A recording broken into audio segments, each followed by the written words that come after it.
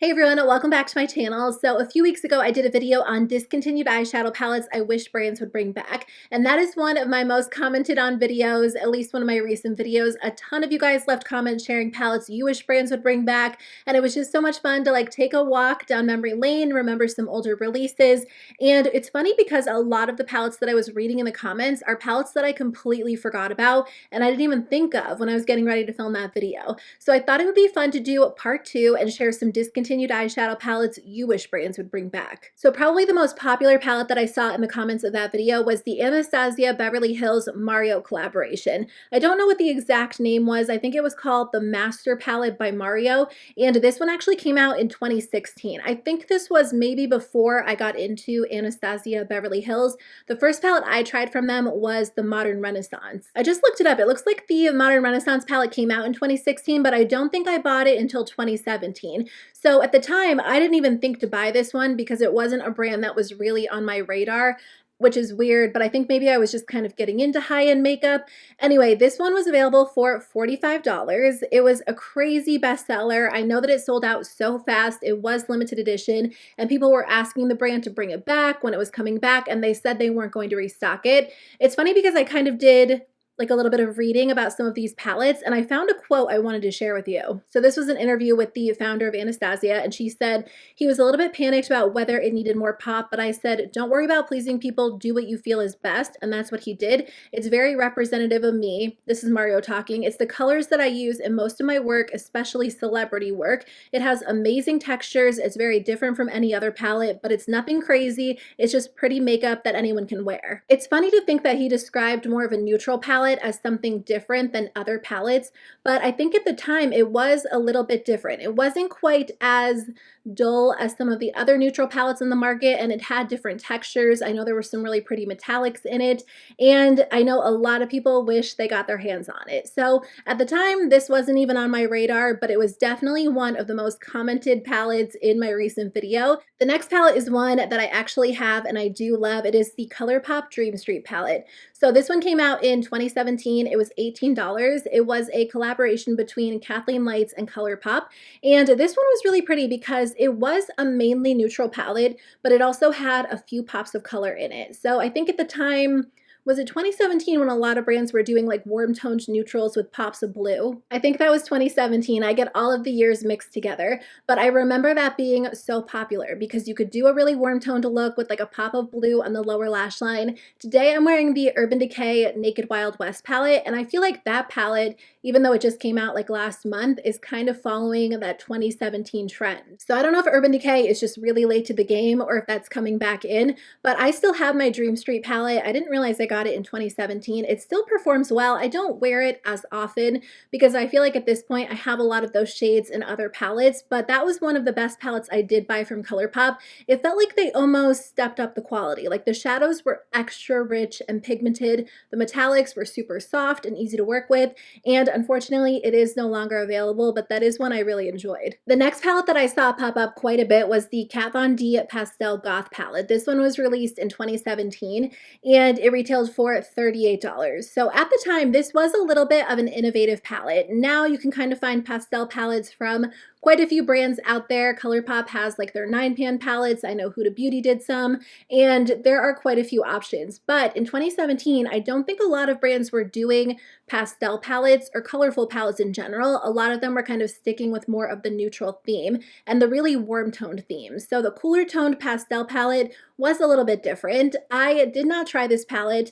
The only palette that I had ever tried from Kat Von D was the Shade and Light palette, and I wasn't super into it, so the brand as a whole never really appealed to me, but this was a pretty palette. If KVD Vegan Beauty was to redo this palette and re-release it, it's not something I think I would buy at this point because I do have quite a few pastel tones in my collection, but I do remember it being pretty innovative at the time when it came out. So this next collection actually came out in fall of 2020, but it's already been discontinued, and I don't think they're planning on restocking it. I feel like that is the case a lot of the time with Melt Cosmetics and their limited edition collections. I know a ton of you guys said that you wanted them to bring back the Amor Eternal collection, and hopefully they will bring that back one day because I think it was so gorgeous. But the Melt Beetlejuice collection was really interesting too. So this had two different palettes in it. The Deceased palette was $48. That one had like lime greens and purples. And then the Waiting Room palette was $58. That one had some reds and berries and grays. I think Melt Cosmetics does such a good job with their collections. Like their marketing photos are stunning. The palettes are gorgeous. They do not shy away from color, but I feel like their limited edition collections like this one and the Amor Eternal collection just aren't around for a long time. They sell out so quickly and then they don't restock them, which I mean, I guess is fair because they are kind of marketed as limited edition, and like unlike other brands who like bring back their limited edition products over and over, once Melt sells out, they're kind of done. But unfortunately, because of that, a lot of people aren't able to get their hands on the product. And a lot of you guys said you missed out on this collection and you wish you could buy the palettes. I didn't end up purchasing either one of these palettes because at the time I was still purchasing one palette per month. And I think I had a different one in mind when these came out, but I definitely thought they were gorgeous. They were really pretty. Unfortunately, they are no longer around, but that is a palette or a collection that came up a few times in the comments of my recent video. Okay, let's talk about Urban Decay. It's funny because Urban Decay released so many palettes over like the past 10 years that I completely forgot about. When I did my video, I mentioned a few holiday palettes that I really enjoyed, and a lot of you guys said you wish they would bring those back too. But then you left comments with a ton of palettes that I completely forgot about. And Urban Decay used to do collaborations with like movies and TV shows. Maybe not TV shows, but like movies before it was the popular thing to do. And they had some really interesting collections, some really gorgeous, colorful palettes. And now I understand what people mean when they say they miss the old Urban Decay. It's interesting because when I was getting ready for this video, I fell down this rabbit hole and I was kind of reading all of these articles from when the eyeshadow palettes were first released. And Urban Decay was really innovative for their time. They were founded on the principle of color. They wanted to do something different. They really weren't like your typical makeup brand. And then when they released their Naked palette in 2010, it's funny because I feel like it just changed the direction of the brand and they really haven't looked back since. And I feel like they kind of lost what made them original in the first place. So now I really do understand when people say they miss the original Urban Decay. So we'll get into some of those colorful palettes in a second, but I did want to mention Naked 1 and Naked 2. The Naked palette came out in 2010. It retailed for $44. And if you guys weren't into makeup at the time, you might not know, but the Naked palette was iconic. I feel like most people kind of know that, but I don't know if people know how iconic. I read this stat in one of the articles that like a new Naked palette was sold every 7 seconds, like 2 years after it was released. So it really was the palette to have. I found this article from 2018 and it said the story behind the notorious Naked palette. They were kind of brainstorming in their office. If you had to take 4 eyeshadow shades to a deserted island, what would those eyeshadow shades be? They said they threw them on the table and they actually made a beautiful palette. So that random office brainstorm became the original Naked palette. And I did love it. It was one of my first eyeshadow palette purchases. I still remember the day that I walked into Ulta and purchased that because I had never spent that much money on one makeup product and I loved it. It was so beautiful. Half Baked is still like one of my favorite gold eyeshadows. I don't have that palette any longer because mine did expire, but a lot of you guys said you still miss it and you wish they would bring it back because it was one of your favorites and you still love it. So Urban Decay followed up with Naked 2 in 2012. This one retailed for $50 and it was the same layout, but this one had more of like a cool toned approach to it.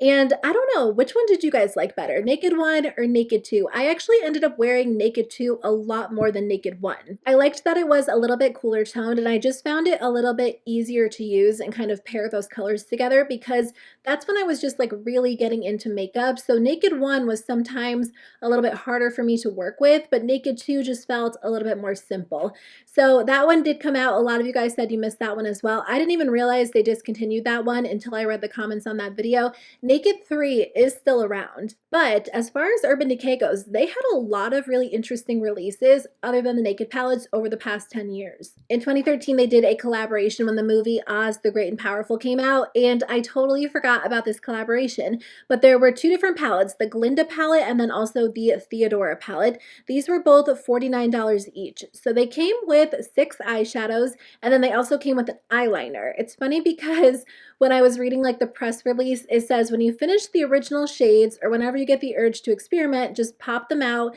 and pop your favorite Urban Decay shadows into the cool collectible tin. I kind of like the idea behind the reusable packaging because if there were shades you really loved, you could keep them, you could swap them out. So that was kind of fun, but I just liked the idea behind this collaboration. Each palette was kind of targeted to match like the actress's makeup in the movie. So one was a little bit softer, there were some pinks and purples, one was a little bit more smoky, and then a few of the shades were actually duos. At the time, I remember it was a really fun collection. I remember watching reviews on YouTube. It wasn't something I wanted to purchase because I wasn't into the movie and I wasn't really into eyeshadow palettes like I am now, but I do think it was a fun collection for sure, and a lot of you guys said that it is one of your favorites. I don't even remember this release. This came out in 2016, which wasn't that long ago, and at the time I did love eyeshadow palettes, but somehow I completely missed the Urban Decay Alice Through the Looking Glass palette. So this one retailed for $60, but a ton of you guys said this was one of your favorite palettes. You wish they would bring it back.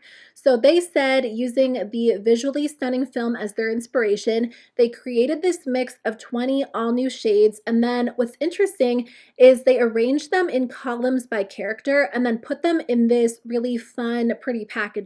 It says that you could match the columns to steal the character's look or mix them together. So I just think it's a cute theme. I love how they kind of, took that thought to arrange them in that way. And then the packaging was really intense, really beautiful. Urban Decay did do this packaging for a while when they released like limited edition or special palettes. They haven't done it for a while. I feel like the last time they did this was for the Game of Thrones palette. If they were to release this today, it's not something I would buy because I tend to skip over really large, bulky packaging, but there was a time where like dramatic, elegant, fun packaging was a thing, and you would like open up the palette and there would be a pop-up or there would be a drawer that you could pull out, and like you would flip it open and there would be a mirror and people would display it and have it on their vanity or on a shelf.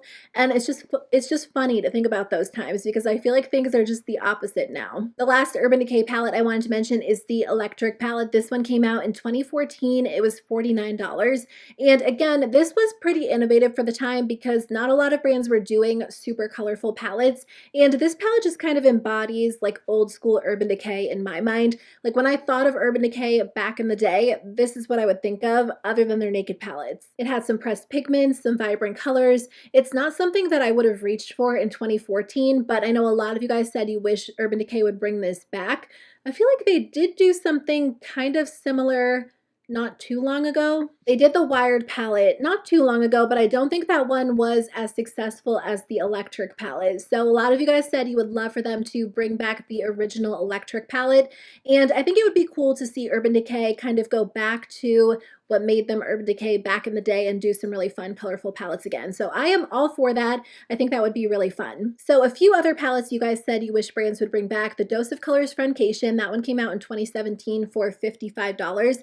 I still have mine and I love it. It still works really well, but I will be so sad on the day that I have to declutter that one whenever it expires because those metallics are so gorgeous. I feel like that palette really helped me fall in love with color because even though it is a mainly neutral palette, the colorful shades were so easy to work with and they just looked so good on the eyes. Every time I wear that palette, people still ask, like, what are you wearing? It looks so pretty. And it's because the metallics are just interesting. They're a little bit different than other metallics, but they're still easy to work with.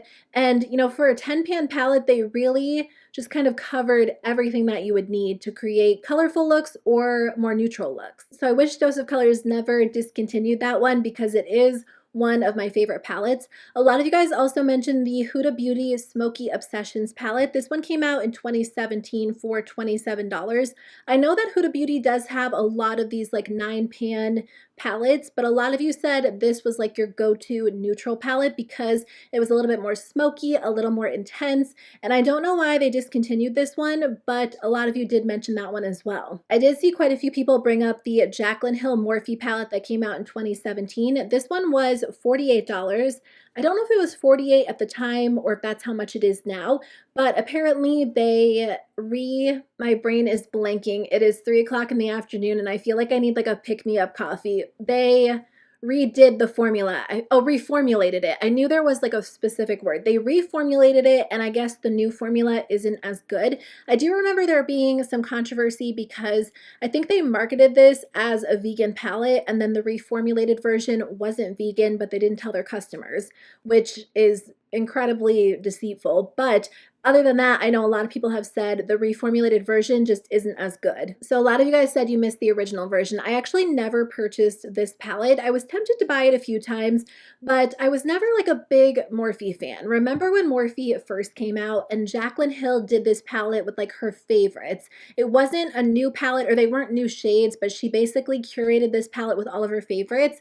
I did purchase that one back in the day. What year was that? That had to be like maybe 2015, and I never reached for it. I felt like the formula was good, but the palette was just so large and bulky that every time I went to use it, I was just overwhelmed by it. So ever since then, I just haven't been into such large palettes, and at this point, Morphe isn't a brand that I'm really ever interested in trying. I just feel like they're kind of shady. So I don't know. I never tried the original or the updated version, but a lot of you guys said you just missed that original formula because it was good. Speaking of original formulas, a lot of you guys said you wish Wet n Wild did not reformulate their palettes. Back in the day, they did have a really good formula, and it's been such a long time since I've tried Wet n Wild, so I don't know what their formula is like today, but when they had that original like Walking on Eggshells trio and then those 10-pan palettes, they did work well, and I remember loving those years and years ago, but I think over the years they have reformulated and repackaged their palettes a few times. So their formula last time I tried it, which was a few years ago, was not the same as the original. And I agree with you guys. I do miss like that original formula because it was so good and so inexpensive. One brand that I don't think I've tried at all is Kevyn Aucoin, and they did release this Nude Pop palette in 2018, and a lot of you guys said you missed out on it. It was $57. It was a limited edition holiday palette, and I think the main comment was that it had really interesting textures and really pretty shimmers. I don't know why I have no recollection of this palette. I think between 2016 and 2018, brands were just releasing palettes like crazy, and it was impossible to keep up with all of them, but I know a lot of you guys said Mel Thompson loved this palette and talked about it quite a bit. She has influenced a lot of my purchasing decisions as well, but that is one that came up quite a bit. And the last one I wanted to mention is from Tarte. It is the Be a Mermaid palette that came out in 2018, and this one was $42. Tarte did have some cute palettes back in the day. I feel like it's been a while since they've released anything super intriguing, and I think they did rely on their packaging for a while, but it's been a while since they've done interesting packaging, and I feel like a lot of brands, like I said, have kind of moved away from that, but they did release this more neutral palette with like pops of blue, and again, I feel like no, I think in 2018, by that point, neutral warm-toned palettes with pops of blue had already been done a few times, so I remember they were a little bit late to the game with that trend, but some of you guys said you really liked that formula. So those are all of the palettes I wanted to mention in today's video. Thank you guys so much for watching. I had so much fun filming today's video and kind of looking into these palettes and reading articles about them, and I just think it's really interesting to see the way that beauty brands evolve and what they release now versus what they released back in the day. So thank you guys so much for watching. I hope you have a great day, and I'll see you very soon with a new video. Bye.